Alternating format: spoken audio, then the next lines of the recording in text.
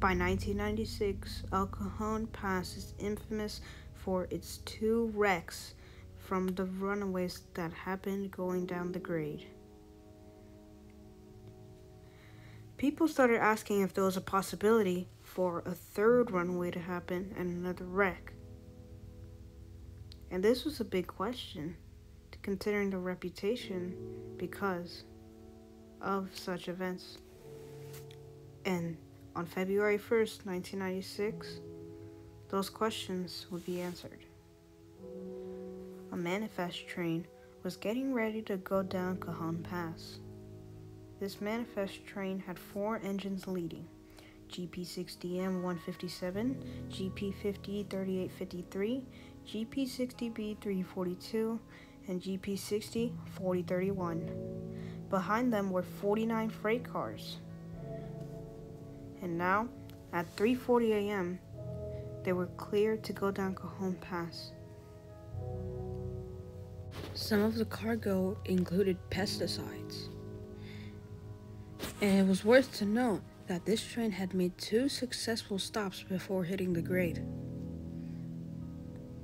However, now that it's at the grade, it started to speed up. Normally, you would just apply the brakes to neutralize this force. However, that didn't happen.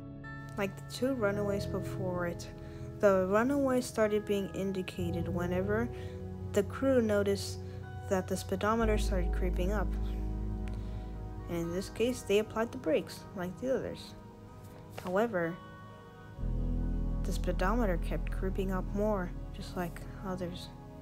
This was a sign that the brakes were not doing much as they were supposed to, or anything at all. They tried doing stronger brakes, air brakes, independent brakes, and dynamic brakes, but those didn't seem to help at all as the train only started getting faster. And faster it went. Started accelerating. And now it was starting to hit the crew that this train was now uncontrollable, and how the crew have basically become passengers. They hit the emergency brakes, but the train keeps its rate of acceleration and starts increasing its speed with that PSI of 0. Fully, the brakes are locked on, but then the train is just rolling down. And as that train gets faster, they start realizing what could happen. They could go off a curve like the 1989, or hit another train like the 1994.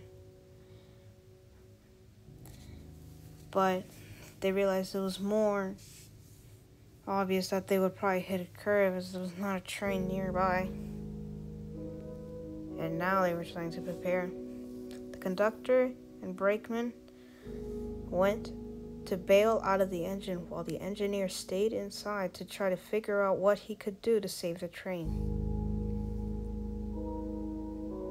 Sometime before impact and derailment, the conductor and brakeman jump off the train. Unfortunately, the conductor jumps the wrong way and smashes his head against a rock off the 50+ mile/hour train. The brakeman survives. However, the engineer is still inside the cab.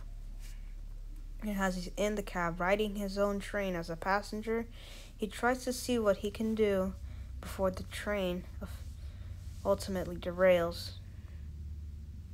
He tries to figure it out.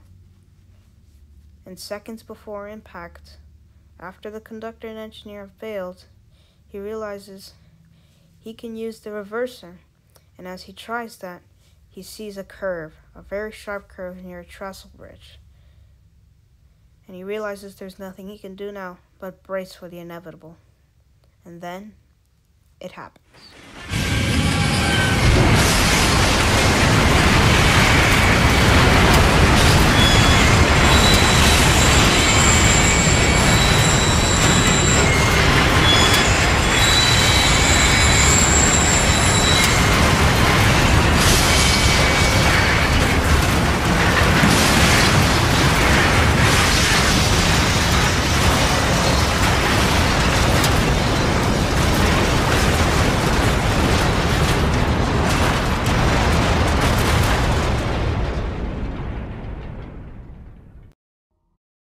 4 locomotives and 45 freight cars come off the track. 157 and 3853 both land on their side. While 157 stays intact, 3853 suffers major damage when falling off of its side. 342 suffers moderate damage, and 4031 is destroyed and burned.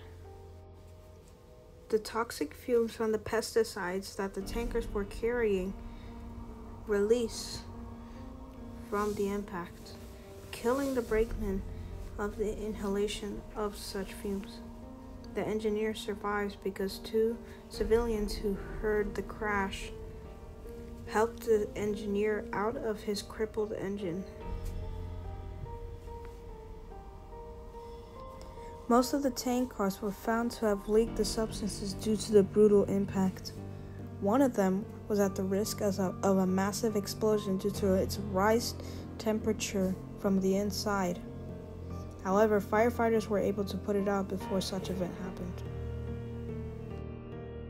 The question is now, why would this happen? Another runaway train? Between 7 years, 3 accidents? What is going on? Well, like the 94 before, it was another kinked air hose. They investigated multiple freight cars, but most of them were destroyed, and it was hard to investigate.